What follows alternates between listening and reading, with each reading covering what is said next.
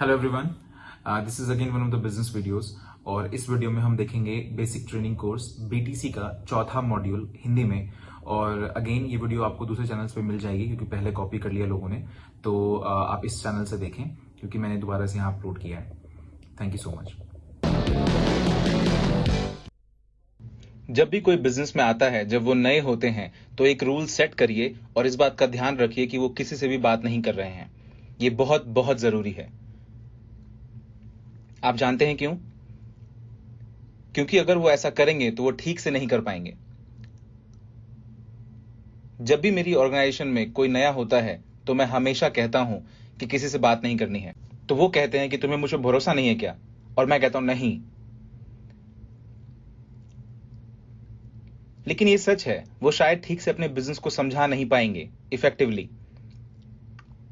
अगर कोई इंसान इस बिजनेस में नया है और इस बिजनेस को एक्सप्लेन करने के बारे में कुछ नहीं जानता है, तो वो शायद अपने प्रोस्पेक्ट को इस अमेजिंग बिजनेस प्लेटफॉर्म से दूर कर देगा। आप में से कितने लोगों ने गलती पहले करी है कि आपको कुछ नहीं पता है और आप शुरू हो जाते हैं कि अरे ये गोल्ड कोर्स का बिजनेस है, मैंने एक बिजनेस शुरू किया, बहुत ही कमाल का बिजनेस। एक सर्कल होता है तुम्हारे पास, फिर एक बाइसिकल है। मुझे बाइसिकल का ज्यादा ज्ञान नहीं है, बट तुम्हें अगर ठीक ढंग से करते हो तुम उसको पैसा मिलते हैं ना। मैं इंटरेस्टेड नहीं हूं। तुम नहीं हो, क्यों नहीं हो? यही रीजन है कि हम इस अमेजिंग बिजनेस को इन्हें बताने के लिए नहीं कहते हैं, क्योंकि इससे आप किसी को स्विच ऑफ कर सकते हैं। और जब कोई स्विच ऑफ हो जाता है तब क्या होता है, उसके बाद उनके साथ फिर से बैठ के बिजनेस डिस्कस करना बहुत मुश्किल हो जाता है। आप समझ रहे हैं? अगर एक बार उसने कुछ गलत सोच लिया फिर बहुत मुश्किल है। और यही रीजन है कि आपको उनसे कहना चाहिए कि किसी से बात नहीं करने के लिए। हाँ, लेकिन मैं अपने भाई से बात करना चाहता हूँ। हाँ ठीक है, तुम करो, लेकिन इस बात का मेक श्योर करो कि मैं वहां हूं। हाँ जो, लेकिन मुझे इस बिजनेस के बारे में ज्यादा नहीं पता है। हे, अगर आप बिजनेस के बारे में नहीं जानते हैं तो आपको पहले बिजनेस के बारे में सीखना होगा। कुछ लोग सिर्फ इसलिए टर्न ऑफ हो जाते हैं क्योंकि उन्हें यह बिजनेस अच्छे से दिखाया ही नहीं जाता है। आप में से कितने से लोग पहले टर्न ऑफ हुए थे जब आपके पास ये बिजनेस आया था? मैं जानता हूं आप में से कुछ लोग होंगे, क्योंकि मैं टर्न ऑफ हुआ था। जब ये बिजनेस मुझे दिखाया गया था तब मैं टर्न ऑफ हुआ था। आप में से कितने हैं यहां? चलिए ऑनेस्टी से बताइए। देखा, आप में से हैं कुछ लोग, क्योंकि ये अच्छे से एक्सप्लेन नहीं किया गया था, राइट? बहुत बार मैं ऐसा सुनता हूं कि अगर मुझे ऐसा पहले बताया गया होता। अरे तो पहले बताया क्यों नहीं? अपने नए रेफरल्स को कहिए कि वो बिजनेस की बात किसी से नहीं करें जब तक कि आप उनके साथ वहां नहीं हैं, क्योंकि आप उन्हें इस बिजनेस को अच्छे से समझने में उनकी मदद करेंगे। लेकिन जो, मुझे उनके साथ जाना है, हे हमें पार्टी करनी है, हे हमने पेइंग द प्राइस की बात की थी, राइट? तो ठीक है, मैं एक मूवी देखने जाऊंगा, मुझे गोल्फ खेलने जाना है, मुझे इस पार्टी में जाना है। ओ, तो तुम्हारा मतलब है कि मुझे इन 5 लोगों को मदद करना होगा? क्या हमने पेइंग द प्राइस की बात करी थी कि नहीं? की थी, राइट? क्योंकि मैं इसी कॉस्ट की हमेशा बात करता हूं, टाइम।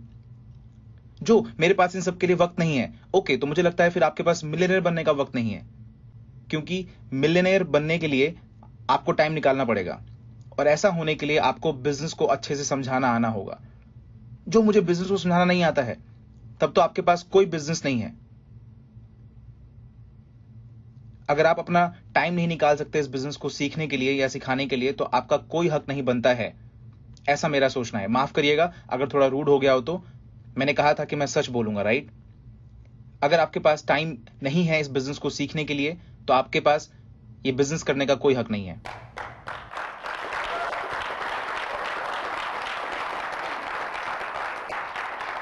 अगर आप चाहते हैं कि लोग आपको इस बिजनेस के लिए सीरियसली लें, तो पहले आपको इस बिजनेस को सीरियसली लेना होगा। सबसे पहले स्किल्स में से जो एक है जो आपको सबसे पहले सीखनी है, और वो है कि इस बिजनेस को कैसे प्रेजेंट किया जाए स्पेसिफिकली। क्योंकि जब आपकी ऑर्गेनाइजेशन में कोई नया आता है तब ये आपकी जिम्मेदारी होती है कि आप उसे अच्छे से सिखाएंगे, उसके साथ रहेंगे और उसे बिजनेस समझने में मदद करेंगे। और अगर आप इन्हें ये बिजनेस सिखाना नहीं चाहते हैं या सिखा नहीं पाते हैं, तो आपका कोई हक नहीं बनता इन्हें बिजनेस में लाने का। आपके पास इनकी जिम्मेदारी है। दूसरी चीज जो आपको सीखनी है उसे हम कहते हैं होम मीटिंग। और हम इन्हें होम मीटिंग इसलिए कहते हैं क्योंकि ये अधिकतर घर पे होती है। तो हमें इसके अलावा और कोई हेडिंग नहीं मिला, तो इसलिए हमने ये टॉपिक का नाम होम मीटिंग रखा। मुझे होम मीटिंग्स बहुत पसंद है। हम सबके पास घर है ना? आपका घर आपका ऑफिस होना चाहिए। हम में से हर कोई एक बड़ा सा 500 स्क्वायर मीटर में अपना ऑफिस नहीं खड़ा कर सकता, लेकिन सबके पास एक घर होता है जिसमें एक टेबल और 4 कुर्सियां होती हैं, राइट? सबके पास होता है। क्या जब मैंने फर्डी को साइन अप किया तो क्या मैं उसे ऑफिस लेके गया था? नहीं, एक कॉफी शॉप में। मेरा ऑफिस उस वक्त एक प्लेसमेंट था।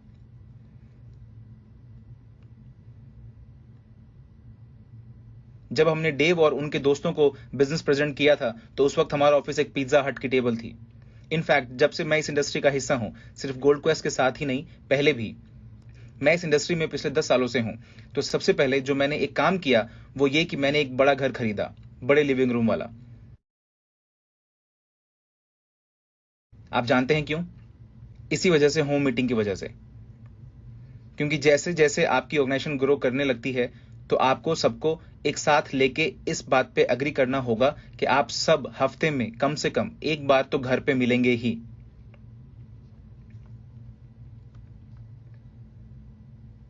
और शायद 10 दिन में एक बार। और जब भी मैं किसी के घर जाता हूं तो सबसे पहले मैं वहां का लिविंग रूम चेक करता हूं, क्योंकि यही ऑफिस होने वाला है हमारा, यहीं पे हमारी ऑर्गेनाइजेशन बढ़ने वाली है। एक जो इसका बहुत अच्छा आइडिया है वो है पॉटलक पार्टी। मैं अपनी टीम के करीब 8 से 10 लोगों को कहता हूं कि हे, 2-3 लोगों के लिए खाना लेके आना, आई मीन ड्रिंक्स ले आना, राइस, ब्रेड्स। और इसमें कितना खर्चा आएगा? ज्यादा नहीं आएगा, है ना? और वो लोग आते थे मेरे घर खाना लेके, जिसमें उन्हें बहुत पैसे नहीं लगाने पड़ते थे। हम साथ खाते थे और एक अच्छा वक्त बिताते थे। और आप सब जानते हैं कि जब मैं मीटिंग्स में होता हूं तो मैं एक अच्छा वक्त बिताता हूं। आई मीन हम पार्टी करते थे, एक अच्छा वक्त बिताते थे, और फिर हम डिनर करने के बाद सब साथ बैठते थे और बातें करते थे, बिजनेस की बातें करते थे। ओ, क्या तुम जानते हो मैंने इस हफ्ते ये सीखा? ओ, तुम जानते हो मैंने अगले हफ्ते ये ट्राई करने वाला हूं, क्योंकि इस बार मैंने ऐसा किया लेकिन वो काम नहीं किया, तो मैं नेक्स्ट टाइम चेंज करने वाला हूं। और आप ऐसा करके इंफॉर्मेशन एक्सचेंज करके करने लगते हैं और इस बिजनेस को मजेदार बनाते हैं। आप जानते हैं ना, मैं ये सब घर पे ही करता था। बहुत बार हम मूवी देखने जाते थे और मूवी देखने के बाद हम डंकिन डोनट्स में बैठ जाते थे और हम वहीं बैठ के बिजनेस के बारे में बातें किया करते थे। आप समझ रहे मैं क्या कहने की कोशिश कर पा रहा हूं?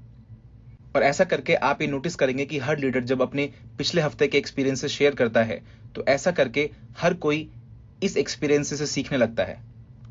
क्या आपकी ऑर्गेनाइजेशन में सिर्फ आप ही दिमाग वाले हैं? और अगर ऐसा है तो आप ये जरूर देखिए कि आप किस तरह के लोगों को अपनी ऑर्गेनाइजेशन में ला रहे हैं। बैठिए और शेयर करिए कि हे, ये हफ्ता कैसा रहा? आपको पता है, मैं खुद बहुत सीखता हूं इन चीजों से, जबकि मुझे इन लोगों को सिखाना चाहिए, लेकिन इन लोगों से मैं बहुत कुछ सीखता हूं इन मीटिंग्स में। ये पूरा कॉन्फ्रेंस जो चल रहा है इस वीकेंड पे, आप में से बहुत से लोग मेरे पास आए और उन्होंने कहा कि हे जो, ये काफी अच्छा चल रहा है, आपको यहाँ पे ये चेंज करना चाहिए, आपको पता है कि हमने ये सीखा, आपको ये करना चाहिए। इससे मैं बहुत कुछ सीखता हूं। क्या आपको ऐसा लग रहा है कि मैं बहुत ही धार्मिक होकर ये बातें कह रहा हूं? नहीं, ऐसा नहीं है। मैं सच में बता रहा हूं, मैं बहुत कुछ सीखता हूं। मैंने कल रात ही बहुत कुछ सीखा आप लोगों से मिलकर, आप लोगों से बात करके। रंजीत मेरे पास आए जब मैं रात में सेकंड मॉड्यूल की तैयारी कर रहा था, और उस वक्त उन्होंने मुझसे कुछ शेयर किया जो मैंने अगले दिन आप लोगों से शेयर किया, तो मैंने उनसे इस तरह से कुछ नया सीखा। तो ऐसा मत सोचिए कि ये होम मीटिंग सिर्फ आपके बेनिफिट्स के लिए है। सॉरी, मेरा मतलब सिर्फ उनके बेनिफिट्स के लिए है। इसमें आपका बेनिफिट भी है, इससे आप भी सीखेंगे। और बहुत ही जल्दी, क्योंकि वो सीख रहे हैं, तो उनकी ऑर्गेनाइजेशन बढ़ने लगेगी और अब वो ज्यादा लोगों को इनवाइट करना शुरू कर देंगे। और अभी नए लोगों के लिए ये अच्छी बात होगी कि वो इसे स्टार्ट कर सकें और इन छोटी छोटी पार्टीज में आ सकें, क्योंकि ये उनके लिए फायदेमंद होगा। क्योंकि ऐसा करके उनके साथ और उनके लीडर्स के साथ समय बिता के उन्हें आप अपनेपन का भाव दे रहे हैं कि हे, ये एक थीम है, एक ग्रुप है, कि हे, ये लोग अपने अपने सीक्रेट शेयर कर रहे हैं मेरे साथ। ऐसे ही और भी बहुत सारी चीजें।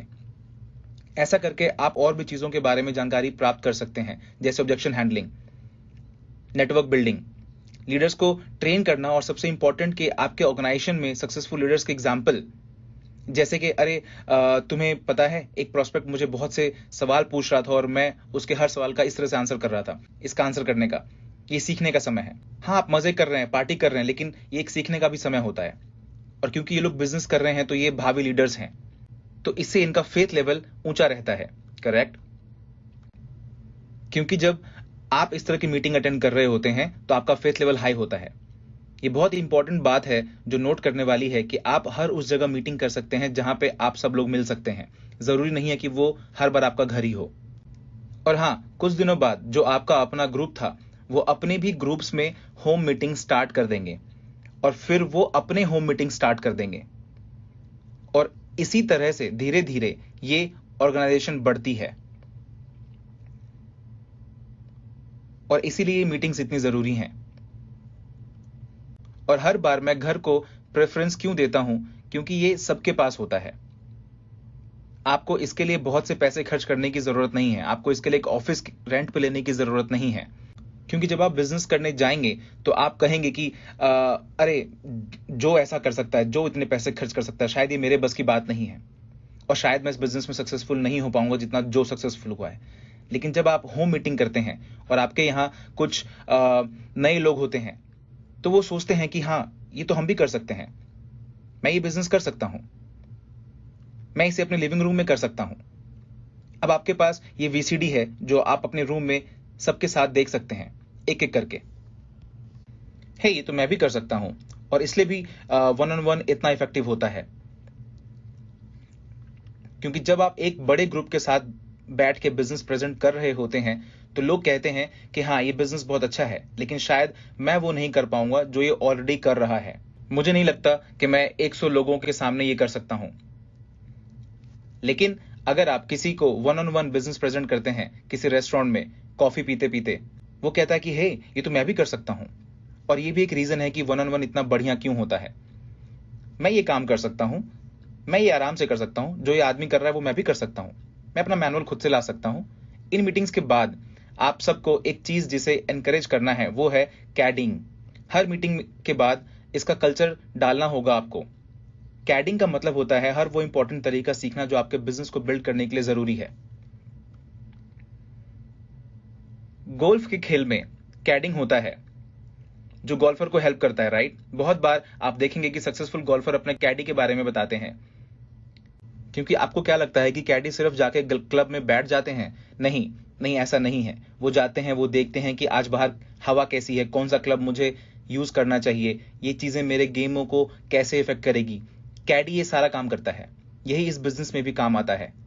जब आप अपने लीडर्स के साथ बैठ के ये डिसाइड करते हैं कि हाँ, बताओ मुझसे क्या चाहिए, क्या सीखना चाहते हो तुम, मैं तुम्हारी कहां मदद कर सकता हूं, ये होता है कैडिंग।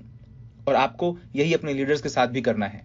मैं देख पा रहा हूं आप सबके चेहरों पे कि जो ये सब करने से हमारा पार्टी का वक्त खराब हो जाएगा। मेरा सेम सवाल, क्या आप प्राइस पे करने के लिए रेडी हैं? दुनिया में कोई भी गलती से बिलियनियर नहीं बनता है। मैं दूसरे बिजनेस के बारे में नहीं जानता, लेकिन गोल्ड क्वेस्ट में ऐसा नहीं होता है। जितने भी लोग इस बिजनेस में पैसा कमा रहे हैं उन्होंने लंबे समय तक इस बिजनेस को किया है और बहुत कड़ी मेहनत की है, लेकिन उन्हें इसका बेनिफिट भी मिला है। मैंने आपको एक महिला के बारे में बताया था जो फिलीपींस में प्रेग्नेंट थी। अब मैं कह सकता हूं कि वो वैसी नहीं दिखती हैं, क्योंकि मैं पहले जब कभी प्रेग्नेंट बोलता था लोग मेरे पेट की तरफ देखते थे। वो ये बिजनेस कुछ 1-1.5 साल से कर रही हैं और फिर वो प्रेग्नेंट हो गई थी, जो कि अच्छी बात है क्योंकि वो अपने हस्बैंड से मैरिड थी। तो मैं स्टेप्स की बात कर रहा था और ये भी इस प्रोसेस का ही पार्ट है। पहले आप शादी करते हैं, फिर आप प्रेग्नेंट होते हैं। और वो बिजनेस काफी अच्छा कर रही थी, हर हफ्ते पैसा कमा रही थी। वो 2 हफ्ते अपने घर पे आराम कर रही थी प्रेगनेंसी की वजह से, और उसके बाद 2 दिन हॉस्पिटल में थी और फिर 2 या 3 हफ्ते उन्हें ठीक होने में लग गए थे। अपने बच्चे के साथ और अपने हस्बैंड के साथ रहने में भी उन्होंने थोड़ा टाइम बिताया। और इन हफ्तों में उन्होंने पहले हफ्ते में कुछ $8,000 कमाए, फिर उन्होंने $12,000 कमाए, फिर उन्होंने 13,000 और फिर कुछ 11,000 कमाए और फिर 9,000 कमाए। ठीक से मुझे इसका क्रम याद नहीं है, लेकिन उन्होंने इतना ही पैसा कमाया घर पे रहते हुए। आप में से कितने लोगों ने $70,000 कमाए हैं बच्चा पैदा करते हुए? और मैं इसलिए कहता हूं आपको इसका बेनिफिट मिलेगा। लेकिन उन्होंने अपने बिजनेस को बिल्ड करने के लिए बहुत मेहनत की थी शुरुआती दिनों में। लेकिन आप ऐसे कितने लोगों को जानते हैं जो $60,000 या $70,000 कमा रहे हों, और वो भी तब जब वो 3-4 हफ्ते की छुट्टी पे जाते हों? देखिए, हम वैसे भी काम करने वाले हैं, राइट? हम हमेशा काम करते रहेंगे, चाहे आप गोल्ड क्वेस्ट में काम करें, चाहे आप किसी भी कंपनी में काम करें, किसी ए कंपनी में, किसी बी कंपनी में, किसी सी कंपनी में, लेकिन आप काम जरूर करते रहेंगे। लेकिन ये बिजनेस ऐसा है कि यहाँ पे आप पैसा कमाएंगे अगर आप छुट्टी पे चले जाते हैं तो भी। इस बिजनेस में जो काफी अच्छा पैसा कमा रहे हैं वो बहुत मेहनत कर रहे हैं। आपको क्या लगता है कि जो इस बिजनेस में बहुत पैसा कमा रहे हैं, अगर वो 1 साल काम करना छोड़ दें तो उनका चेक नीचे चला जाएगा, कम हो जाएगा? ऐसा नहीं होगा। मैं ऐसी एक और महिला को जानता हूं जिन्होंने बहुत मेहनत की थी अपने शुरुआती 5-6 महीनों में, और हर रोज 8-9-10 घंटे काम किया था और अपना बिजनेस बिल्ड किया था, और वो काफी अच्छा पैसा भी कमा रही थी, 5 से 6 हजार हर हफ्ते। कुछ कारणों की वजह से, मैं वो कारण यहां बताना नहीं चाहूंगा जिनकी वजह से वो बिजनेस छोड़ के चली गई थी, लेकिन आज तक वो पैसा कमा रही हैं। कभी $4,000, कभी 5, कभी 6, कभी 2, कभी 1। बिजनेस को पूरी तरह से बंद कर चुकी हैं, लेकिन उनकी ऑर्गेनाइजेशन अभी भी काम कर रही है। और इसलिए मैं आपको कहता हूं कि आपको प्राइस पे करना पड़ेगा, क्योंकि फिर वो आपको वापस पे करेगा। अब इस कैडिंग सिस्टम में आपको अपनी लिस्ट से गुजरना होगा और आपको ये डिसाइड करना होगा किसके साथ आपको कैडिंग करना है, किसके साथ। देखिए, आपका समय बहुत महत्वपूर्ण है। अगर आप अपनी ऑर्गेनाइजेशन में 100 या 200 लोग हैं तो आप सबके साथ कैडिंग नहीं कर सकते। आप समझ रहे हैं?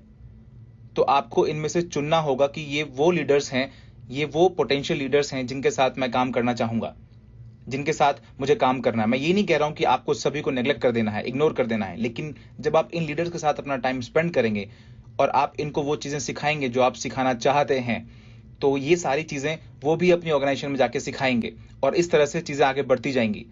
क्या ये वही बात नहीं हो गई कि आप इनके साथ कैडिंग कर रहे हैं और वो अपने लीडर्स के साथ कैडिंग कर रहे हैं?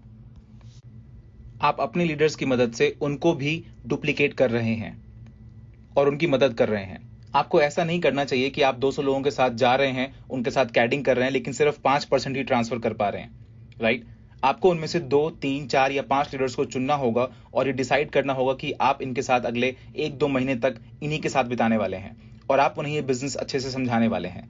अब अच्छे से कैडिंग करने के लिए हमें क्या क्या चीजों की जरूरत होती है, किन टूल्स की जरूरत होती है, जैसे कि ट्रेनिंग मटेरियल्स, किताबें।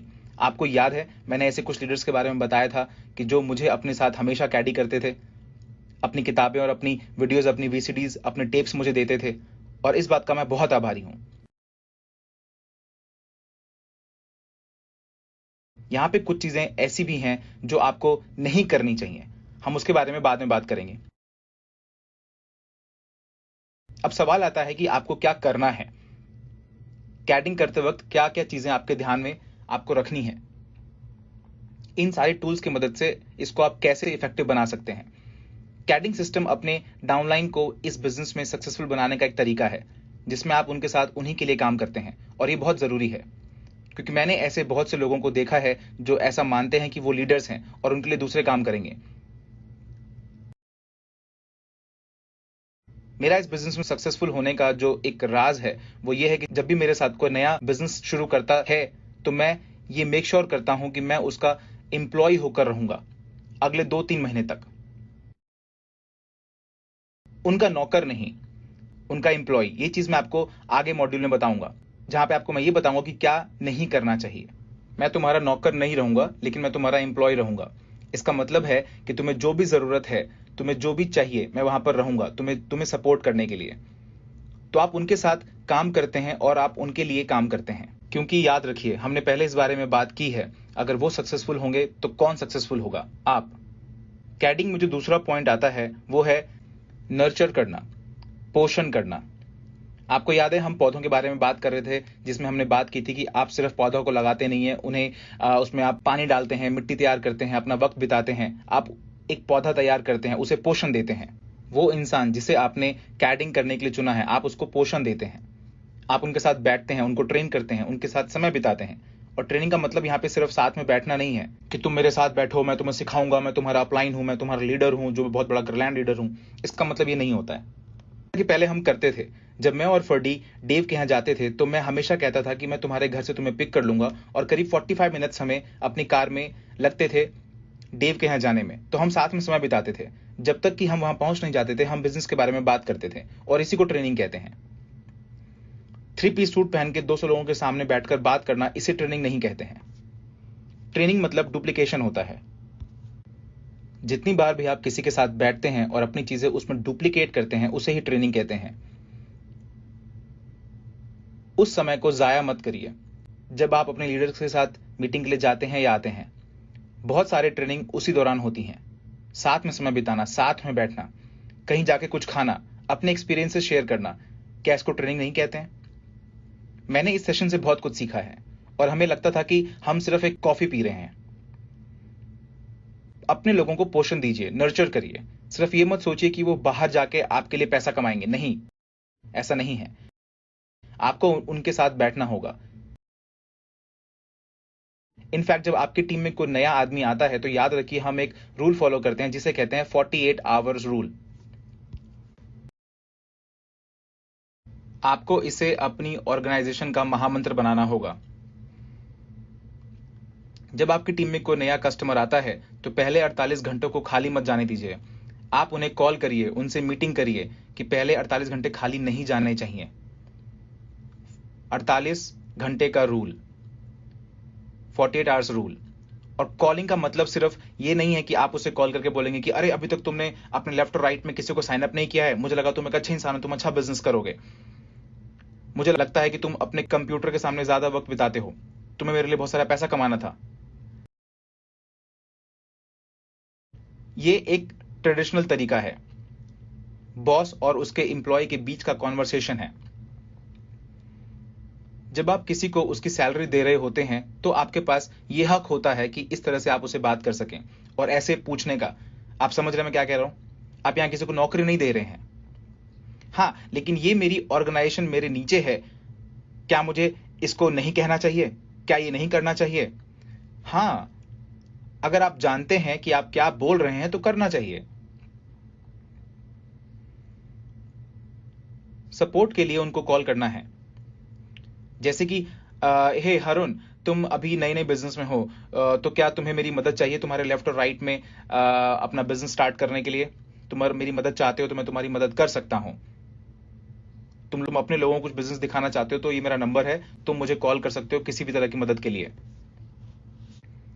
अगर तुम अपने भाई या अपने कजन के साथ बैठे हो और अगर तुम्हें ऑब्जेक्शन हैंडलिंग में कोई दिक्कत होती है, तो ये मेरा नंबर है, तुम मुझे इस पे कॉल कर सकते हो, जिससे कि मैं तुम्हारी ऑब्जेक्शन हैंडलिंग में तुम्हारी मदद कर सकूं, या मैं उनसे बात करके उनको समझा सकूं। तो याद होगा, इस बारे में हम कल रात बात कर रहे थे, राइट? ओह, लेकिन जो मुझे इसके लिए अपना नंबर तो सबको देना पड़ेगा और वो हमेशा मुझे कॉल करेंगे। तो क्या आप प्राइस पे करने के लिए तैयार हैं कि नहीं? क्या आप चाहते हैं कि कोई आपको 10 घंटे दिन में कॉल करे? मैं चाहता हूं। आप जानते हैं क्यों?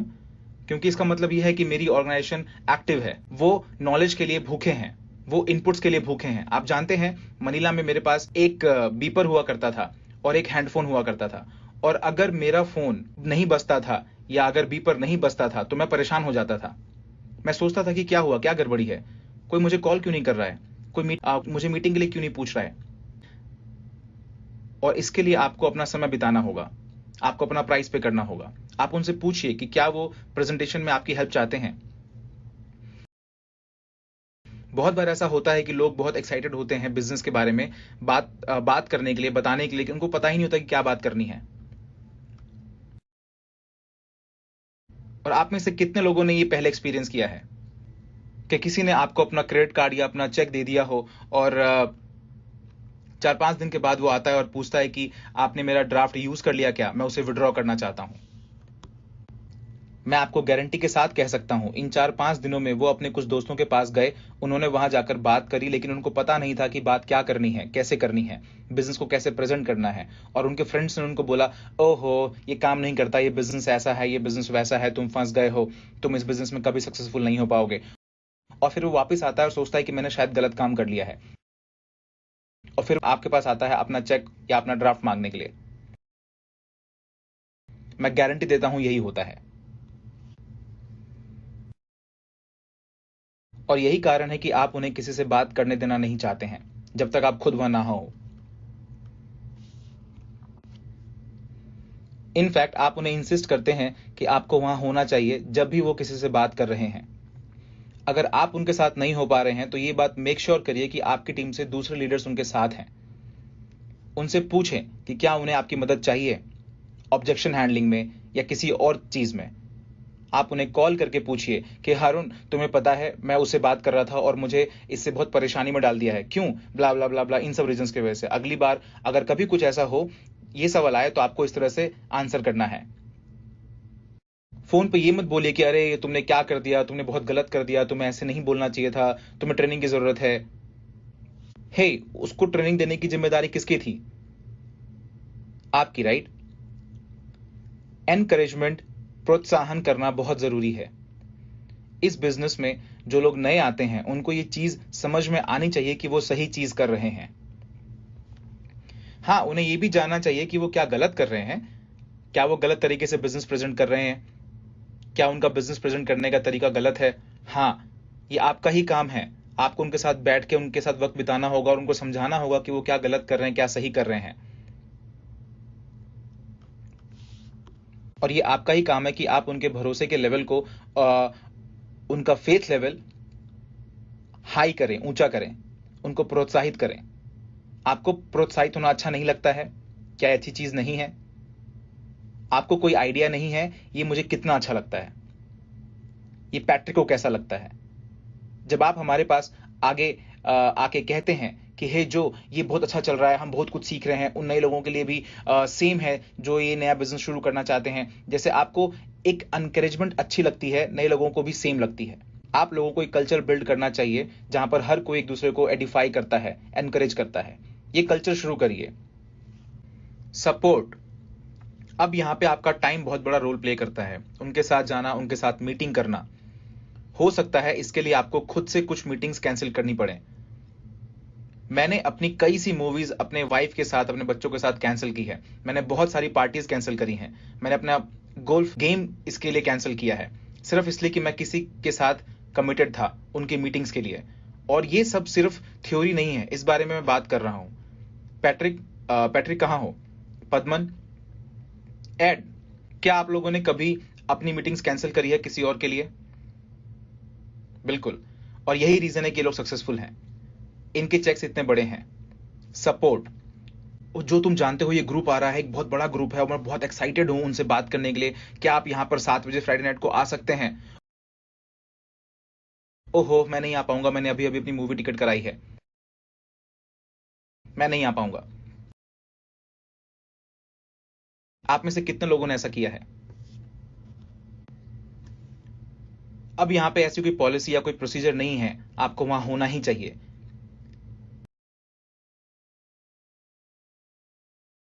लेकिन ये आपका कर्तव्य बनता है कि आप उनके साथ जाइए, उनको सपोर्ट करिए। जब मैं पहली बार इस बिजनेस को जब मैंने शुरू किया था, उस टाइम मैं अपनी वाइफ और अपने बच्चों के साथ बैठ के क्लियरली डिस्कशन किया था कि अगले 6 से 9 महीने मैं बहुत बिजी रहने वाला हूं और मैं अपने घर से बहुत दूर होने वाला हूं। इसलिए नहीं कि मैं आप लोगों से प्यार नहीं करता, सिर्फ इसलिए कि अगर मैंने ये बिजनेस 6 से 9 महीने अच्छे से कर लिया तो फिर हमें आगे कुछ सोचने की जरूरत नहीं पड़ेगी और उसके बाद फिर हम साथ बैठ के आराम कर पाएंगे, मूवी देख पाएंगे। क्योंकि ये मेरा गोल है।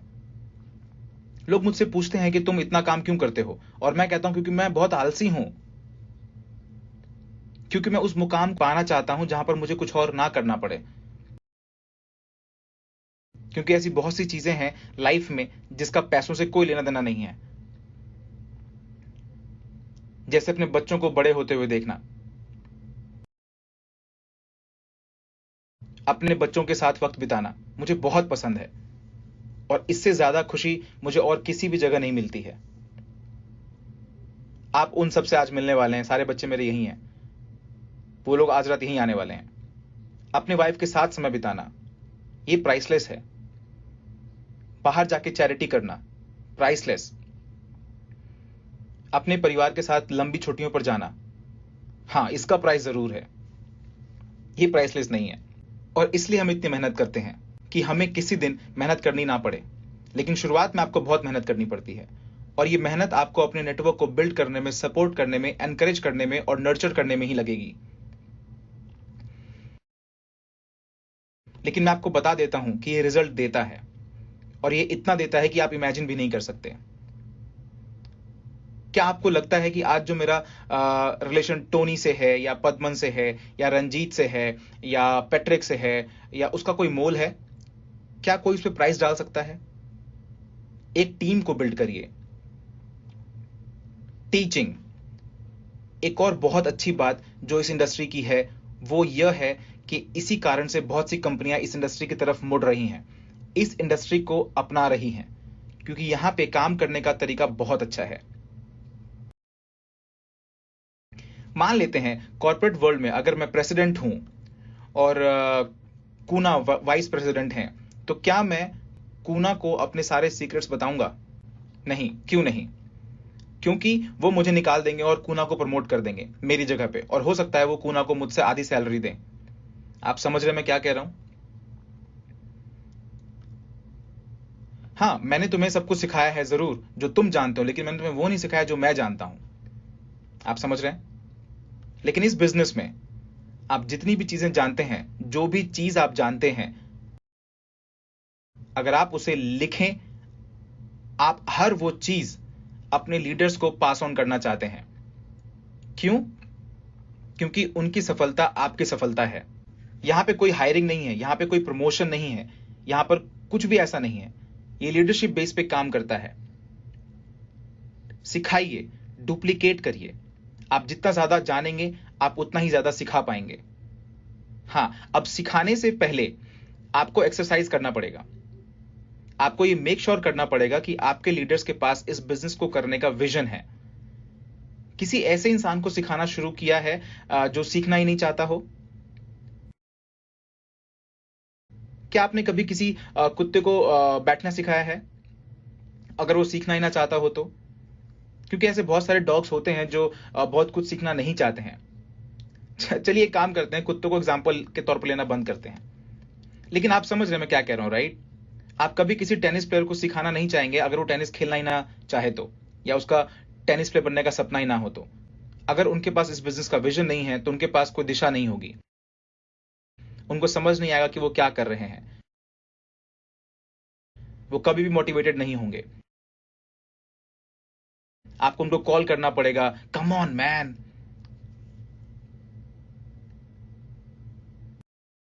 वो कभी भी अपनी परेशानियों को दूर करना नहीं चाहेंगे।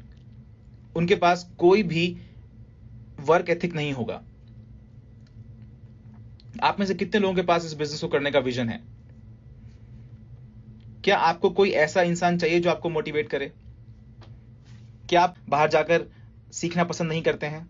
जितना भी आप सीख सकें, किसी को सिखाने से पहले आप ये मेक श्योर करिए कि आप उनके साथ बैठ रहे हैं, अपना टाइम स्पेंड कर रहे हैं और उन्हें ये समझ आ रहा है कि वो ये बिजनेस क्यों करना चाहते हैं, क्या अचीव करना चाहते हैं। नहीं तो इसके अलावा कुछ नहीं होगा। ये दीवार पे सर मारने की तरह है। अगर इनके पास ऐसा कुछ भी नहीं है तो इसका मतलब है कि वो आलसी हो जाएंगे, वो सिर्फ आलसी बनकर रह जाएंगे।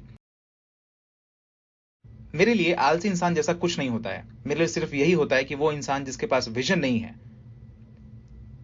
क्या आपने कभी सोचा है कि आपकी ऑर्गेनाइजेशन में कुछ लोग काम करना क्यों पसंद नहीं करते हैं? जब कोई आपके बिजनेस में आता है तो 2-3 हफ्ते बहुत एक्साइटेड होता है, लेकिन उसके बाद वो सारी एक्साइटमेंट धीरे धीरे चली जाती है। इसका कारण यह है कि उनके पास कोई विजन नहीं है इस बिजनेस को करने के लिए। मेरे अनुसार आलसी इंसान जैसी कोई चीज नहीं होती है, सिर्फ यह होता है कि उस इंसान के पास विजन नहीं है। इसके लिए मैं आपको अपना पर्सनल उदाहरण दे सकता हूं। मुझे ऐसा लगता था हमेशा कि मैं बहुत आलसी इंसान हूं, लेकिन ऐसा नहीं था। मैं सिर्फ तब तक कुछ नहीं कर पा रहा था जब तक मेरे सोसाइटी में मेरे लोगों ने, मेरे पेरेंट्स ने मुझे ये नहीं बताया कि मुझे लाइफ में क्या करना चाहिए। मुझे ये बात बाद में समझ में आई कि उन लोगों ने जो विजन मेरे लिए सेट किया था वो मेरा विजन नहीं था। फिर मुझे समझ में आया कि मैं लेजी नहीं हूं, मैं आलसी नहीं हूं, मेरे पास सिर्फ विजन नहीं था। अपनी जिंदगी के मैंने 26 साल सिर्फ ऐसे ही बिता दिए हैं। लेकिन जब मैं फाइनली बैठा और सोचा कि मुझे क्या चाहिए, मुझे ये अचीव करना है, जैसे कि मैंने पिछली रात में बताया था कि मैंने अपनी जिंदगी की शुरुआत कैसे करी थी। इस बिजनेस में अगर कोई मोटिवेटेड नहीं है तो उसको कभी नहीं पता चलेगा कि वो किस डायरेक्शन में जा रहा है और उसे क्या करना चाहिए। क्योंकि मुझे कभी ये समझ में नहीं आता है कोई इस बिजनेस को देख के मना कैसे कर सकता है कि मुझे बिजनेस नहीं करना है। क्योंकि अगर आप इस बिजनेस को अच्छे से करते हैं तो आपको इस बिजनेस से फाइनेंशियली बहुत से फायदे मिलेंगे। किसी को कुछ भी सिखाने से पहले हमेशा याद रखिए, हम उसी को सिखाना पसंद करेंगे जिनके साथ हम कैडिंग करेंगे।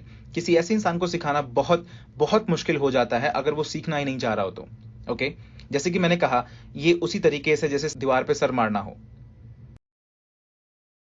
इससे पहले कि आप अपने लीडर्स को सिखाना शुरू करें, आप ये मेक श्योर करिए जिस प्रोसेस से आप गुजरे हैं, जिसने आपको विजन दिया है, वो भी इस प्रोसेस से गुजर रहे हों। याद रखें, हमने इससे पहले इस बारे में बात की है कि आपको चुनना होगा कि आपको अपने किन लीडर्स के साथ कैडिंग करना है, किसके साथ आपको अपना समय गुजारना है। ओके, आपको उनके साथ बैठना होगा, या तो वो वन ऑन वन हो या फिर वो ग्रुप में।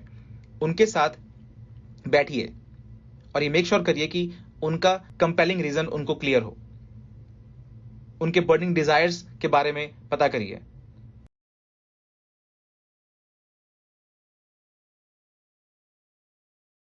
क्योंकि याद रखिए, आपको ऐसे लोग चाहिए जो आपके जैसे हों, जो सेल्फ मोटिवेटेड हों, जो अपने ड्रीम को पूरा करना चाहते हों और हर वो चीज पे करना चाहते हों जो उस चीज को पाने के लिए करनी है। और ये करने का जो सबसे पहला तरीका है वो ये है कि आपको उनका विजन उनके दिल में बिठाना होगा। अपना विजन नहीं, उनका विजन। पिछली रात जब मैंने आप सबसे अपने कंपेलिंग रीजन के बारे में बात की थी, उसके पीछे का कारण ये है, मैं आपको दिखाना चाहता था कि कंपेलिंग रीजन कैसे होते हैं। आप सबने मेरे कंपेलिंग रीजंस के बारे में सुना। अब आप मुझे ये बताइए कि आप लोगों में से कितने लोगों के पास ये कंपेलिंग रीजंस हैं। दूसरे शब्दों में मैं ये कहना चाह रहा हूं कि आप सब एक जैसे ही हैं, चाहे आप मलेशियन हो या आप सिंगापुर से हो या अमेरिकन हो या फिलीपींस में हो, कहीं भी हो, हम सब एक जैसे ही हैं। हम सब काम करना चाहते हैं इसलिए ताकि हम हमारी फैमिली के साथ एक खुशहाल जीवन व्यतीत कर सकें। हम सब अपनी बेटी की शादी के दिन रोने वाले हैं। आप समझ रहे हैं? हम सब एक जैसे ही हैं, सबका विजन एक जैसा ही है, हम सबका डिजायर एक जैसा ही है। सिर्फ किसी के साथ बैठ के अपने विजन शेयर करने से आप उनकी हेल्प कर सकते हैं, उनके विजन को ढूंढने में। जैसे कि मैं कल रात अपने बर्निंग डिजायर और रीजंस आपसे शेयर कर रहा था। क्या मेरे रीजन सुन के आप लोगों को ऐसा नहीं लगा कि ये आपके रीजंस भी हैं? क्या उसने आपको अपनी एक लिस्ट बनाने के लिए थोड़ा सा प्रेरित नहीं किया? क्या ऐसा नहीं होता है कि जब आप अपना विजन अपने किसी डाउनलाइन को बता रहे होते हैं तो इससे उसको हेल्प मिलती है अपना विजन ढूंढने में? जब प्रेजेंटेशन दिखाकर आप घर वापस आ रहे होते हैं और अगर आप गाड़ी में कहते हैं कि अगर मैं बस 2 साल अच्छे से कर लूं तो मैं अपने ये सारे सपने पूरे कर सकता हूं, तो इससे उसको भी हेल्प मिलती है अपने सपने पूरे करने में। आप अपने विजन को यूज करते हैं या कर सकते हैं उन्हें मोटिवेट करने के लिए, उन्हें उनके विजन को ढूंढने के लिए। तो उनके साथ बैठें और ये मेक श्योर करिए कि उन्होंने अपने रीजंस को नोट डाउन कर लिया है। अगर आप ये करने के लिए अपना टाइम निकाल लेते हैं तो आपको अपना टाइम उन्हें मोटिवेट करने के लिए नहीं निकालना पड़ेगा। अगर आप अपना टाइम निकाल लेते हैं और उनके साथ बैठ के उन्हें ये क्लियर कर देते हैं कि उनका विजन क्या है, उनका डिजायर क्या है, तो आपको उन्हें मोटिवेट करने के लिए कोई टाइम निकालने की जरूरत नहीं है। और यही विजन है। जब मैंने अपना बिजनेस शुरू किया था तो मेरा फोन हमेशा बजता रहता था क्योंकि हम अपना बहुत सारा वक्त साथ में गुजारते थे। पैट्रिक, बताओ कितनी रातें हमने एक साथ में गुजारी हैं। हम सुबह 2-3 बजे तक अर्ली मॉर्निंग में डीजे के पास, पैट्रिक के पास जाते थे, साथ बैठते थे और ये डिस्कस करते थे कि हम इस बिजनेस से क्या चाहते हैं। और फिर उनके लीडर्स के साथ बैठ के भी हम यही बात करते थे कि हम ये बिजनेस से क्या चाहते हैं। मेरा फोन हमेशा बजता रहता था क्योंकि मुझे फिर उनको मोटिवेट करने के लिए अपना टाइम नहीं निकालना पड़ता था। वो सारे के सारे इंटरनली मोटिवेटेड थे। आपको अपनी ऑर्गेनाइजेशन में वैसे लोगों के बारे में सोचना चाहिए जो अंदर से बिल्कुल मर चुके हैं और कुछ नहीं कर रहे हैं। और मैं इस बात की गारंटी देता हूं कि ऐसे लोगों के पास इस बिजनेस को करने का कोई विजन नहीं है। वो शायद इस बिजनेस में सिर्फ इसलिए आ गए हैं क्योंकि उन्होंने शायद किसी को बिजनेस करते देखा और उनसे बहुत इंप्रेस हुए और उन्होंने बिजनेस शुरू कर लिया। हम इस बारे में कल चर्चा करेंगे और शायद हो सकता है कि किसी ने उनको बोला कि उन्हें इस बिजनेस में कुछ काम करने की जरूरत नहीं है। आप और आपके लीडर्स ही उसका पूरा बिजनेस बिल्ड करेंगे। उनके पास में कोई विजन नहीं है बिजनेस को करने के लिए और इसलिए वो प्राइस पे करने के लिए रेडी नहीं है। अपना टाइम निकालिए और उन्हें हेल्प करिए उनके विजन को ढूंढने में। और अगर उनके पास विजन होगा तो वो खुद से सीखने की कोशिश करेंगे, भले ही आप वहां हो या ना हो। आप सब एरिक को जानते हैं, राइट? स्पेशली ये 2 लोग जो आगे बैठे हैं, ये लोग कल रात में मेलोडी प्ले कर रहे थे। एरिक दुनिया के महान गिटारिस्ट में से एक हैं, एक महान रॉक गिटारिस्ट में से एक हैं। लेकिन क्या आप जानते हैं उन्हें कोई भी नोट पढ़ना नहीं आता है। वो कोई नोट पढ़ नहीं सकते हैं, लेकिन हाँ, वो ऐसे प्ले करते हैं जैसे कोई प्ले नहीं करता हो। वो बहुत कमाल का प्ले करते हैं। मेरे ख्याल से उन्हें नोट पढ़ना इसलिए नहीं आता है क्योंकि शायद वो कभी भी इसकी क्लासिकल ट्रेनिंग से नहीं गुजरे हैं। शायद उनके पेरेंट्स अफोर्ड नहीं कर पाए हों, या फिर हो सकता है वो चाह रहे हों बट वो उनकी हेल्प ना कर पाए हों, या हो सकता है उनके पास कोई टीचर ना हो। कोई भी कारण हो सकता है, लेकिन ये बहुत ऑब्वियस है कि एरिक ने कोई क्लासिकल ट्रेनिंग नहीं ली थी, क्योंकि जो सबसे पहली चीज सिखाई जाती है वो नोट पढ़ना ही सिखाया जाता है। और मैं ऐसा इसलिए कह पा रहा हूं, अगर वो नोट पढ़ना नहीं जान रहे हैं तो उसका मतलब है उन्होंने कोई क्लासिकल ट्रेनिंग नहीं ली थी। लेकिन फिर भी एरिक ने खुद को एक गिटारिस्ट बनाना चाहा। हो सकता है कि वो दुनिया के सबसे महान गिटारिस्ट नहीं बनना चाहते हों, जबकि वो आज one of the greatest guitarist हैं। याद है मैंने आपको कहा था कि आपका विजन बदलता है, आपका गोल बदलता है, लेकिन उसके अंदर गिटार बजाने का एक बर्निंग डिजायर था। जो मुझे ये बात समझ आती है कि भले ही उसने अपनी एजुकेशन ली हो या ना ली हो, लेकिन उसको इस बात ने गिटार बजाने से नहीं रोका। आप समझ रहे मैं क्या कहना चाह रहा हूं? क्योंकि उसके पास एक गोल था, उसके पास अपना एक विजन था। अगर कोई महान ड्रमर जो ड्रम बजाता हो, वो शुरुआती दिनों में अपने कुछ बर्तनों पर, कुछ डब्बों पर ड्रम बजाना सीखता है, टीवी के माध्यम से ड्रम बजाना सीखता है। शुरुआती दिनों में उसके पास ड्रम नहीं होता है, वो छोटे मोटे डब्बों पर ही प्रैक्टिस करता है, बर्तनों पर प्रैक्टिस करता है, लेकिन उसका विजन उसको सीखने पर मजबूर करता है और वो सीख लेता है। क्या आप इस तरह के लोगों को अपने ऑर्गेनाइजेशन में नहीं चाहते हैं? क्या आप नहीं चाहते हैं कोई आपको रात में 11 बजे कॉल करे और बोले मेरी आज की प्रेजेंटेशन अच्छी नहीं गई, मैं जानना चाहता हूं कि ऐसा क्या हुआ है, क्या तुम मुझे सिखाओगे, इसको कैसे बेहतर किया जा सकता है?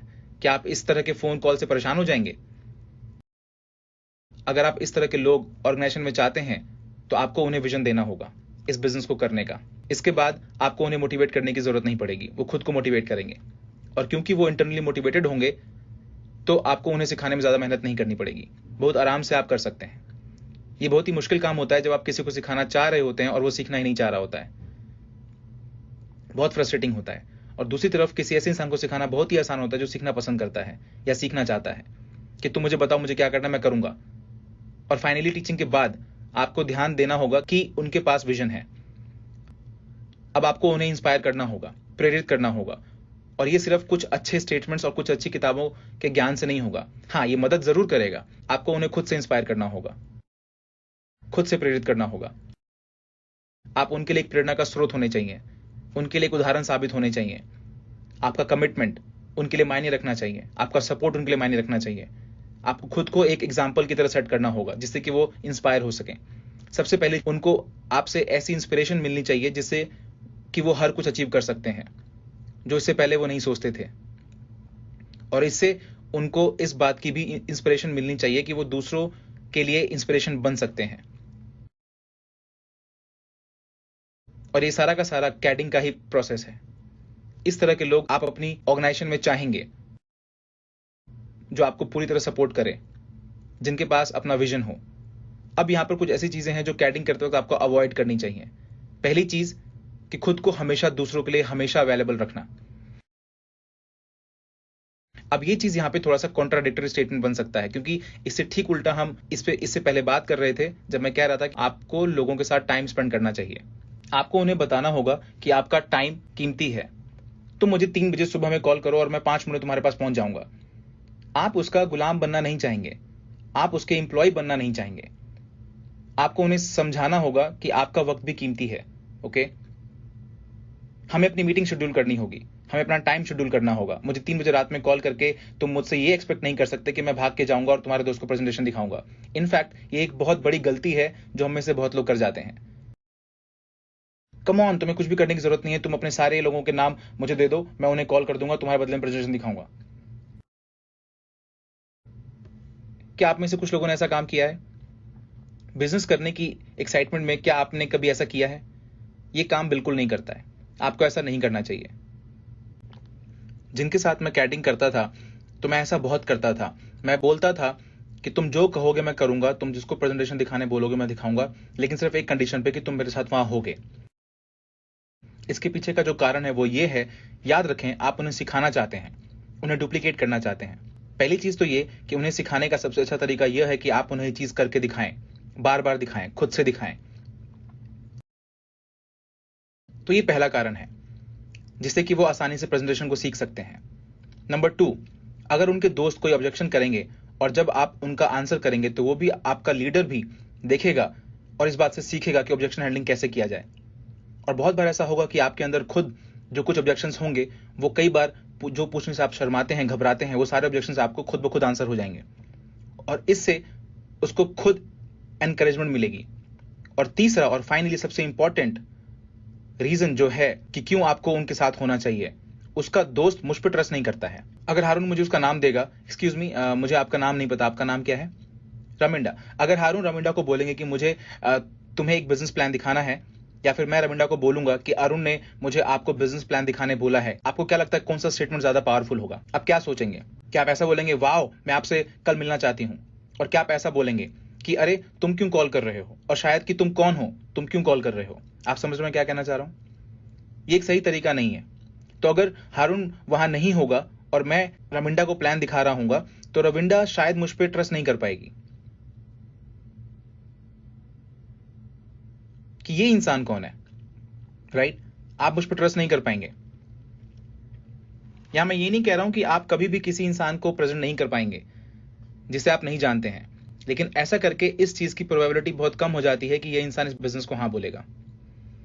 लेकिन अगर हारून रमिंडा को कॉल करके बोलता है कि रमिंडा मैं आपको एक बिजनेस प्लान दिखाना चाहता हूं और उसके लिए मैं एक मीटिंग सेटअप करना चाहता हूं, और मेरे एक बिजनेस पार्टनर मेरे साथ होंगे इस बिजनेस को प्रेजेंट करने के लिए, क्योंकि मुझे अभी इस बिजनेस को अच्छे से प्रेजेंट करना नहीं आता है, क्योंकि मुझे अभी बिजनेस शुरू किए हुए कुछ दिन ही हुआ है। मेरा मतलब बिल्कुल सच बोलिए। तो क्या हम ट्यूसडे को लंच टाइम पे मिल सकते हैं? क्या तुम फ्री हो? ये किस चीज के बारे में? अरे तुम परेशान मत हो, ये सब मीटिंग में डिस्कस करेंगे। और फिर फाइनली साथ बैठ के बिजनेस का प्लान दिखाते हैं। रमिंडा हारून पे भरोसा करती है। रमिंडा क्या आप करती हैं? और ऑब्वियसली हारून मुझ पर ट्रस्ट करता है। ऐसा नहीं होता तो हारून कभी भी मुझे रमिंडा से मिलाने के लिए नहीं कहता। तो इस एसोसिएशन की वजह से रमिंडा मुझ पर भी भरोसा करेगी, एटलीस्ट तब तक जब तक हारून मेरे साथ बैठा है। लेकिन आप समझ रहे हैं मैं यहां क्या कहना चाह रहा हूं? इसलिए ये बहुत जरूरी है कि हर डाउनलाइन को आपके साथ होना जब उनकी टीम से आप बात कर रहे हो या उनकी प्रेजेंटेशंस ले रहे हो। और इसलिए मैं कहना चाह रहा था कि खुद को हमेशा दूसरों के लिए अवेलेबल करना कम कर दीजिए, इसको अवॉइड करें। हाँ, मैं हमेशा अवेलेबल रहूंगा, लेकिन उसके लिए आपको भी मेरे साथ होना पड़ेगा। आपको उनका सपोर्ट बनना चाहिए, ना कि उनका एम्प्लॉय और ना ही उनका स्लेव। दूसरे शब्दों में कि हाँ, मैं हमेशा आपके लिए अवेलेबल रहूंगा, लेकिन आपको भी इसका प्राइस पे करना पड़ेगा। आपको भी मेरे साथ होना पड़ेगा। हाँ, मैं अपने आप को अवेलेबल करूंगा आपके ग्रुप को ट्रेन करने के लिए, लेकिन आपको भी अपना टाइम निकाल के मेरे साथ उस टाइम होना पड़ेगा। और ये शायद सिर्फ थर्सडे को आफ्टरनून हो सकता है, क्योंकि मेरे पास दूसरे ग्रुप भी हैं काम करने के लिए जिनको मुझे टाइम देना है। मेरा विश्वास मानिए कि अगर आप ऐसा करते हैं, अगर आप खुद को हमेशा दूसरों के लिए अवेलेबल रखते हैं, तो वो आपका टाइम फॉर ग्रांटेड ले लेंगे। आपका टाइम आपके लिए बहुत कीमती है। जैसे मैंने पहले बताया था कि ये आपका नंबर 1 कैपिटल होता है बिजनेस में। इसको संभाल के रखें। मेक श्योर कि आप इसे बर्बाद नहीं कर रहे हैं। आपको ट्रेनिंग अपने रेफरल के बिना ना करें। ये मेक श्योर करें कि आपके रेफरल की हर ट्रेनिंग में आपका रेफरल आपके साथ है। अभी हमने इस बारे में बात की है। उन डायरेक्ट और इनडायरेक्ट के साथ कैडिंग करिए जिन्होंने बेसिक ट्रेनिंग कोर्स पूरा नहीं किया है। नाउ, इस बिजनेस से पहले आपके लिए ये सब बहुत मुश्किल था, क्योंकि आपको पूरी बेसिक ट्रेनिंग कोर्स से जाना पड़ता था। लेकिन अब क्योंकि ये सारे वीडियोस, ये सारी BCDs आने वाली है, तो अब आप अपने रेफरल के साथ बैठ के इन सबको देख सकते हैं और आप कह सकते हैं कि बेसिक ट्रेनिंग कोर्स करने से पहले हम बैठ के साथ में ये सारी वीडियोस देखेंगे। हाँ, लेकिन क्या आप मेरी मदद करोगे मेरी ऑर्गेनाइजेशन ग्रो करने में? हाँ, करूंगा, लेकिन मेरे घर में एक बेसिक ट्रेनिंग कोर्स की ट्रेनिंग है। नहीं, मुझे स्विमिंग के लिए जाना है। देखो, अगर आपके पास इस बेसिक ट्रेनिंग कोर्स को करने के लिए समय नहीं है, तो मैं आपके साथ कैडिंग नहीं कर सकता हूं। याद रखें, आपको अपने लोग चुनने होंगे जिनके साथ आप काम करना चाहते हैं। आपको इन्हें चुनना होगा। आपका टाइम आपका एसेट है। आपका टाइम बहुत ही कीमती है। अब कैडिंग करते वक्त आपको क्या क्या चीजें ध्यान में रखनी चाहिए? 3 पॉइंट्स की गाइडलाइन है जो आपको आपकी ऑर्गेनाइजेशन को ग्रो करने में आपकी हेल्प करेगी। आपको आपका टाइम और आपका डेट फिक्स करना होगा और ये डिसाइड करना होगा कि आपको किस दिन किसके साथ, कौन से लीडर्स के साथ काम करना है। इसके लिए एक स्पेसिफिक टाइम होना चाहिए, स्पेसिफिक जगह होनी चाहिए। इस चीज के लिए आपके पास एक रीजन भी होना चाहिए कि आपने क्यों अपने लीडर को अपना टाइम दिया है।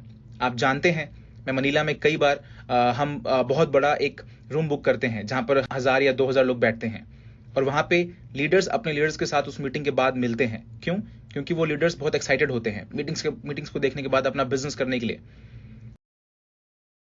क्योंकि वो कुछ 4-5 लोगों को लेके आए होते हैं और वो 5 लोग बहुत ज्यादा एक्साइटेड होते हैं बिजनेस करने के लिए, और साथ साथ उनके लीडर्स भी। आप समझ रहे हैं? किसी से भी तब मत मिले जब उसको कोई काम हो या वो कहीं जा रहा हो। जैसे कि अगर कोई 5 बजे ये शहर छोड़ के जा रहा हो दूसरे शहर, तो उससे 4 बजे मिलने का कोई मतलब नहीं है, तो वो उस वक्त इस मीटिंग के बारे में नहीं सोच रहा होगा, वो अपनी छुट्टियों के बारे में सोच रहा होगा। तो इस बात का हमेशा ध्यान रखिए कि आप अपना टाइम केयरफुली चूज कर रहे हैं। आपको अपने पोटेंशियल लीडर्स के साथ कुछ लीडर्स को चुनना होगा जिनके साथ आप कैडिंग करेंगे, और यूजुअली ये 2 से 5 लोग ही होते हैं। लेकिन जो तुमने तो कहा था कि हमें लीडर्स को ट्रेन करना है। हाँ, मैंने कहा है, लेकिन आप 50 लीडर्स को एक साथ ट्रेन नहीं कर सकते हैं। आपको क्या लगता है जितने भी सीईओ, मैनेजर्स, जीएम, ये जनरल्स, ये जो होते हैं, इनके अंडर में कम से कम कितने लोग काम कर रहे होते हैं? डायरेक्टली सिर्फ 4 से 5 लोग ही काम करते हैं, क्योंकि आप एक बार में इफेक्टिवली अच्छे से 2, 3 या 4 या 5 लोगों को ही ट्रेन कर सकते हैं या कैडी कर सकते हैं।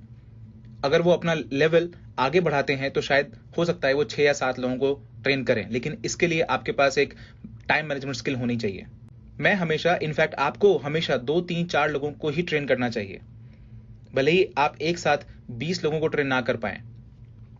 ये हमेशा अच्छा होता है कि आप 4-5 लोगों को 100% ट्रेन करें, इसके बजाय कि आप 30 लोगों को थोड़ा थोड़ा ट्रेन कर रहे हैं। ऐसा करने से आपके पास 30 अनट्रेन लीडर्स होंगे।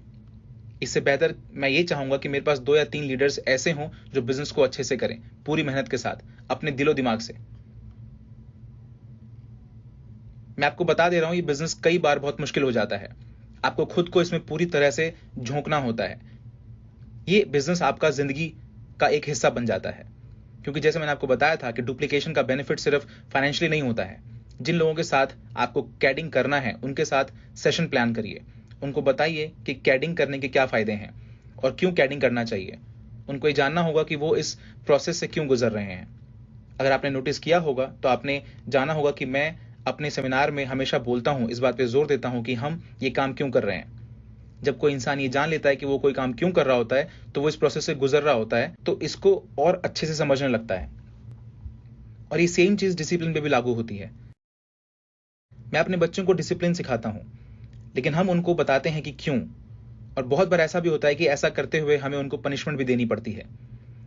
और बहुत बार ऐसा होता है कि जिस बच्चे को सजा मिलती है वो ये समझ नहीं पाता है कि उसे सजा क्यों मिली है। आप समझ रहे हैं मैं क्या कहना चाह रहा हूं?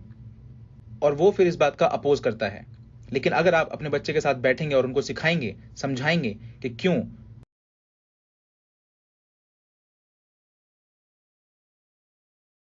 उनको पनिशमेंट मिल रही है और क्यों ये डिसिप्लिन का एक प्रोसेस है। मैं अपने बच्चों के साथ बहुत बार बैठता हूं। मेरे 5 बच्चे हैं और मैं बारी बारी से उनके साथ बैठता हूं और मैं उनको समझाता हूं कि अगर उनको कोई सजा मिल रही है तो क्यों मिली है, और अगर मैं और उनकी मम्मी उनको सजा दे रहे हैं तो इसलिए दे रहे हैं क्योंकि हम उनसे बहुत प्यार करते हैं। हमारे पास हर चीज की एक प्रॉपर गाइडलाइन होती है। जैसे कि कुछ गाइडलाइंस हैं जिससे कि हम ये समझते हैं कि हमें इस प्लैनेट पे, इस धरती पे एक अच्छा ह्यूमन बीइंग कैसे होना चाहिए। और हम आपको इसलिए पनिश कर रहे हैं क्योंकि हम चाहते हैं कि आप आगे जाकर एक अच्छे इंसान बने। और इस तरह से वो आपको अच्छे से समझने लग जाते हैं। बच्चों को किसी चीज के लिए भी हाँ बोलना बहुत आसान है ना? क्या ये आसान काम नहीं है कि अपने बच्चों को आप बोलें कि हाँ जाओ जाओ जाके करो, जो करना है करो। लेकिन जब वो 17, 18, 19 या 20 साल के हो जाएंगे और तब तक उन्हें आदत पड़ चुकी होगी कि वो जो चाहे कर सकते हैं, और हम उन्हें बिठा के एक्सप्लेन करें, समझाएं कि हम आपको इसलिए पनिश करते हैं क्योंकि आपसे हम प्यार करते हैं। जिस दिन हम आपको पनिश ना करें, सजा ना दें, उस दिन आपको परेशान होना चाहिए। मेरी बेटी, आप लोग उनसे मिलेंगे, वो लोग अभी आएंगे यहाँ पे, जब वो 6 साल की थी। और हाँ, एक चीज ये सोचने वाली है कि आपको अपनी पनिशमेंट भी कंसिस्टेंट रखनी पड़ेगी। ऐसा नहीं है कि जब आपका मूड खराब हो तभी अपने बच्चों को डांट रहे हो। हम आपको पनिश कर रहे हैं क्योंकि हम आपसे प्यार करते हैं। हम आपको डिसिप्लिन सिखा रहे हैं क्योंकि हम आपसे बहुत प्यार करते हैं। और एक बार की बात है, जैसे मैं बता रहा था, जब मेरी बेटी 6 साल की थी तो मैं किसी काम में बहुत व्यस्त था, तो वो रोते हुए मेरे पास आई और उसने मुझे पूछा कि डैडी, क्या आप मुझसे प्यार नहीं करते हैं? मैंने कहा बिल्कुल करता हूं। तो उसने मुझे बोला कि मैंने अभी एक गलती करी लेकिन आपने मुझे कुछ नहीं कहा, कोई पनिशमेंट नहीं दी। और ये बात मेरे दिल को छू गई, क्योंकि जब से वो छोटी थी और धीरे धीरे जब वो बड़ी हो रही थी, मैंने उसे यही सिखाया था कि हम आपको पनिश इसलिए करते हैं क्योंकि हम आपसे प्यार करते हैं। और जब मैंने ऐसा नहीं किया तो वो मुझसे पूछने लगी कि मैं क्या उससे प्यार नहीं करता हूं। तो जो बात मैं आप सबको समझाना चाहता हूं वो ये कि आप अपने डाउनलाइन को समझाएं कि वो क्यों इस प्रोसेस से गुजर रहे हैं, क्यों ये प्रोसेस उनके लिए इतना जरूरी है। क्योंकि अगर बच्चे पनिशमेंट को स्वीकार कर सकते हैं सिर्फ इसलिए क्योंकि उन्हें ये बात समझ आ गई है कि उनके लिए ये अच्छा है, तो क्या लगता है कि आपको कुछ और लोगों को ये समझाने में दिक्कत होगी? तो उनको जरूर समझाइए कि मैं तुम्हारे साथ कैडिंग इसलिए कर रहा हूं क्योंकि मैं चाहता हूं तुम कल को एक बड़ी लीडर बनो और एक अच्छे लीडर बनो। क्योंकि कई बार ऐसा होता है कि आपको कैडिंग के प्रोसेस में कई बार डिसिप्लिन सिखाना पड़ेगा। ऐसे बहुत से लोग हैं जो इस बिजनेस में गलत तरीके से गलत राह पे चले जाते हैं। जैसे कि कुछ लोग जो प्रेजेंटेशन दिखाते हैं उनका कोई मतलब नहीं बनता है, बहुत गलत तरीके से दिखाते हैं, बहुत बार वो खराब मूड में होते हैं और इस चक्कर में प्रेजेंटेशन खराब कर देते हैं। अब यहाँ पे ये आपका काम है कि कैसे आप उस लीडर को बताएं कि उसका प्रेजेंटेशन खराब है और कैसे उसमें आप सुधार लाएं। हाँ, मुझे प्रेजेंट करना आता है लेकिन मेरा मूड खराब था इसलिए खराब हो गया। अगर आपका मूड खराब है तो आपको प्रेजेंटेशन नहीं दिखानी चाहिए। आप किसी और से पूछ सकते हैं कि वो प्रेजेंटेशन दिखा दे आपके बदले। मेरा मतलब है कि कैडिंग में आप ये सभी बातें कर सकते हैं, और अगर आप ऐसा नहीं करेंगे, उनके साथ बैठकर उनको नहीं बताएंगे कि वो ऐसा क्यों कर रहे हैं, तो आप कभी भी उनको समझ नहीं पाएंगे। क्योंकि डुप्लीकेशन का मतलब सिर्फ यही नहीं है कि आप उनको बोलिए हाँ तुम ये कर सकते हो, तुमसे हो जाएगा, तुम बहुत अच्छा कर रहे हो।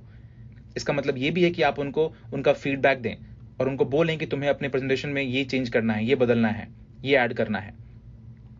अगर आप उनको कभी नहीं बताएंगे कि आप ऐसा क्यों कर रहे हैं तो वो कुछ दिन में दूर चले जाएंगे। लेकिन अगर आप चाहते हैं कि वो एक ग्लोबल ऑर्गेनाइजेशन के लीडर बने और आपका बिजनेस आगे ले जाएं, तो आपको उनके साथ बैठ के उनको समझाना होगा कि अगर आप इस तरह के लीडर बनना चाहते हैं, जो कि हम दोनों जानते हैं कि आप बन सकते हैं, तो आपको इस तरह के प्रोसेस से गुजरना होगा। और यही रीजन है कि क्यों आपको बैठ के उनको सबको समझाना है। आप में से कुछ लोग बहुत परेशान हो रहे हैं कि जो कितना टाइम ले रहे हैं।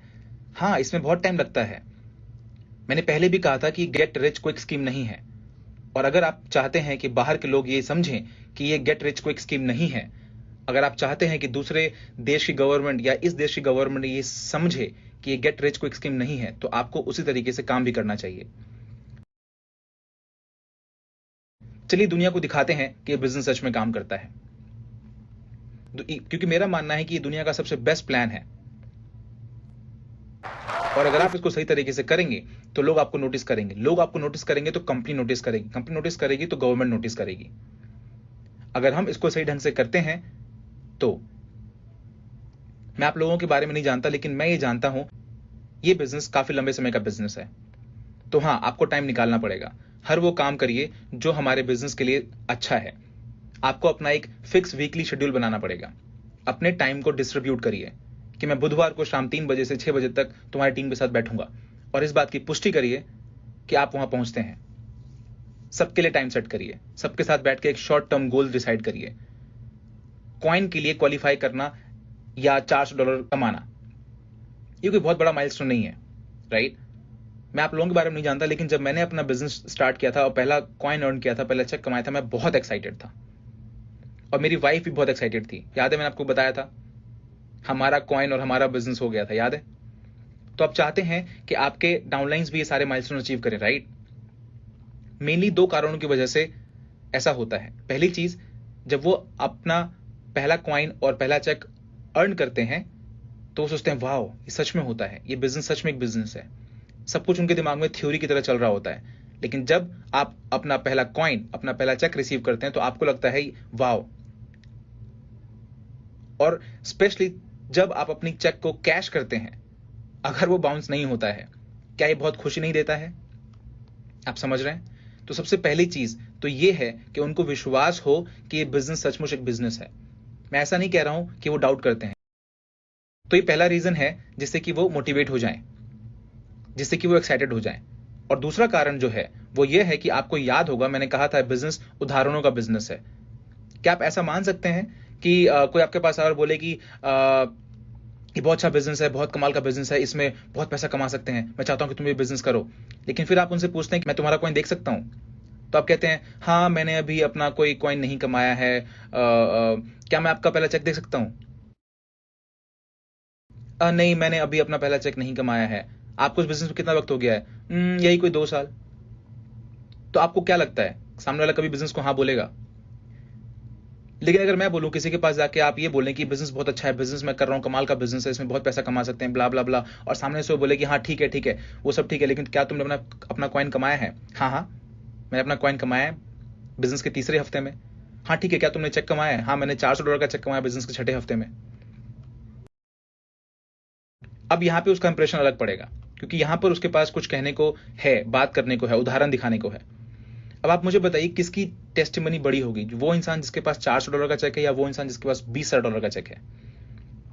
इसलिए मैंने आपको कहा था कि अपना गोल सेट करिए, अपने डाउनलाइन से पूछें कि कब तक मैं तुम्हारी हर वो हेल्प करूंगा जो तुम्हें चाहिए, लेकिन कब तक, तुम कितना टाइम लोगे, गोल क्या है, क्या ये दूसरे हफ्ते में हो जाएगा या तीसरे हफ्ते में?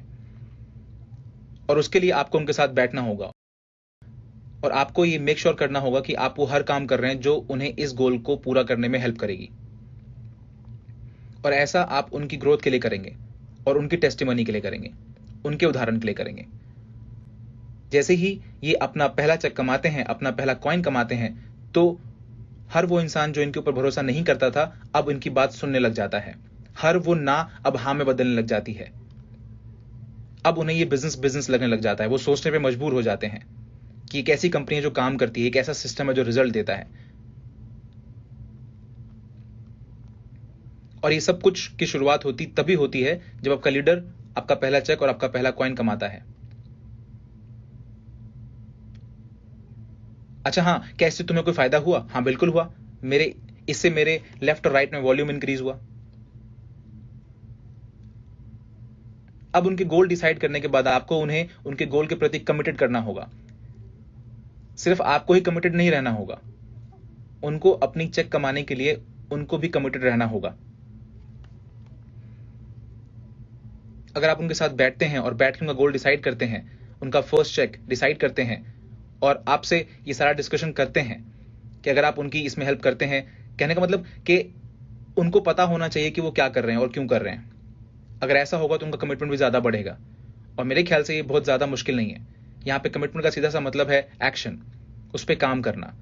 दूसरे शब्दों में अगर कोई इंसान किसी चीज के लिए कमिटेड है तो इसका मतलब है कि वो उस पर काम करेगा और इसके लिए उसको अपना टाइम देना पड़ेगा, अपना एफर्ट देना पड़ेगा और हमारे सिस्टम पे, आपके सिस्टम पे भरोसा करना पड़ेगा। जो सिस्टम गोल्ड क्वेस्ट ने बनाया है उस पर ट्रस्ट करना पड़ेगा और उन्हें अपने एफर्ट्स को कंबाइन करना पड़ेगा, कन्फाइन करना पड़ेगा, मतलब फोकस करना पड़ेगा। उन्हें अपने गोल्स पे फोकस करना पड़ेगा। तो कमिटमेंट का ये मतलब होता है। इसको आपको हल्के में नहीं लेना चाहिए। अब मैं इस सेशन को खत्म करना चाहूंगा इस बात से कि मैं चाहूंगा कि आपकी इमेजिनेशन को एक चैलेंज दूं। ओके, क्या आप अपनी ऑर्गेनाइजेशन को इमेजिन कर सकते हैं? मान के चलिए कि आपकी ऑर्गेनाइजेशन इस तरह से दिखाई देती है। मान के चलिए कि आपकी लेफ्ट में देव त्रिनाथ हैं और आपके राइट में नंबर 2 पे रंजीत सिंह हैं। क्या आपको ये सोचकर अच्छा लग रहा है? क्या आपको लगता है कि अब आप अपने कॉइन के लिए क्वालिफाई कर लेंगे? और सिर्फ इतना ही नहीं, क्या आप इमेजिन कर सकते हैं कि नंबर 3 पर पैट्रिक है और नंबर 4 पे आपके पास पद्मन है। मैं पद्मन का लास्ट नेम प्रोनाउंस नहीं कर पाता, इसलिए मैं उनका लास्ट नेम लेता नहीं हूं। 5वें नंबर पे आपके पास है रोनी। नंबर 6 पे आपके पास है मोहम्मद ईसा। आप ऐसा इमेजिन कर सकते हैं कि ये जो ट्रैकिंग सेंटर है वो कम से कम हफ्ते का एक चेक जरूर कमाएगी। क्या आप भी अपने बिजनेस को इस तरह से बिल्ड करना चाहते हैं? अब मुझे आपसे एक सवाल पूछना है, आप अपनी इस तरह की ऑर्गेनाइजेशन के लिए किस हद तक गुजरने के लिए तैयार हैं? आप इस तरह की ऑर्गेनाइजेशन के लिए कितने घंटे काम करना पसंद करेंगे? इस तरह की ऑर्गेनाइजेशन के लिए आप हर तरह के प्राइस पे करने के लिए रेडी हैं या नहीं? और हां, मैं जानता हूं कि आप इन लोगों को अपने बिजनेस में, अपनी ऑर्गेनाइजेशन में रखने में कोई हिचक नहीं चाहेंगे, क्योंकि यही वो लीडर्स हैं जो और भी बाकी के लीडर्स बनाएंगे। क्या आप इमेजिन कर सकते हैं कि आपके आगे जाके आपकी ऑर्गेनाइजेशन में टोनी कॉम भी हैं और उसके बाद आनंद, डोना भी हैं, आपके पास फ्रेडी भी हैं, टीजी किंतनार, रिको ओई, ये सारे के सारे हमारे दवी परिवार का हिस्सा हैं और ये वही लोग हैं जो इस बिजनेस को पूरी तरीके से कमिटमेंट के साथ करते हैं। और ये सिर्फ सोते, जागते, उठते, बैठते, खाते, पीते सिर्फ गोल्ड क्वेस्ट के बारे में सोचते हैं। क्या आप इस तरह का ऑर्गेनाइजेशन नहीं चाहेंगे जो इस तरह से दिखे? और उसमें इस तरह के लोग हों जो इस तरह की लीडरशिप को शो करें, इस तरह के टैलेंट को शो करें, इस तरह के स्किल को शो करें। आप कितना लंबा जाना चाहते हैं? क्या आप इसके लिए 9 महीने मुफ्त में काम करेंगे? अगर आपको इस तरह की ऑर्गेनाइजेशन मिले तो क्या आप श्योर हैं? आप में से कितने लोग, यहां पे कितने लोग ऐसा सोचते हैं? क्योंकि मैं अकाउंट्स डिपार्टमेंट में जाके बात करने वाला हूं कि इन लोगों को 9 महीने का चेक नहीं भेजा जाए। नहीं, मैं मजाक कर रहा था। यहां पर मैं ये कहना चाह रहा हूं, ओके, कि इसमें टाइम लगता है। इस तरह के लीडर्स को बिल्ड करने में टाइम लगता है। क्या आपको लगता है कि डेव हमेशा से ऐसे ही थे जो आज आप देखते हैं? रंजीत, रॉनी, पद्मन, पैट्रिक, क्या ये सब एक जैसे ही थे? ये सारे के सारे आपके और मेरे जैसे थे, लेकिन इनके पास एक ऐसा लीडर था जो उनके साथ बैठा, जिन्होंने इनको सिखाया, ट्रेन किया, और ऐसे ही आप भी हैं। क्या पद्मन यहां पर है? पद्मन, क्या तुम्हें शुरुआत के दिन याद है जब हम कॉफी शॉप में बैठा करते थे और घंटों इस बिजनेस के बारे में बात किया करते थे कि क्या चीजें सही हैं जो करनी चाहिए, क्या चीजें गलत है जो नहीं करनी चाहिए? पैट्रिक, ऐसा कितनी बार हुआ है कि हम 3-4 बजे रात में घर आके मेरे सोफे पर सो गए हों और सुबह में 7 बजे उठने के बाद मेरी वाइफ हमसे पूछती थी कि अरे आप लोग यहीं पर हैं? मैं मजाक कर रहा था, वो ऐसा कुछ नहीं कहती थी। मैं पैट्रिक को बहुत पसंद करता हूं। पैट्रिक, मैं भगवान का शुक्रगुजार हूं कि पैट्रिक आज यहां है। हम कल फिर गोल्फ खेलने जाने वाले हैं और पैट्रिक, मैं तुम्हें जरूर हराऊंगा।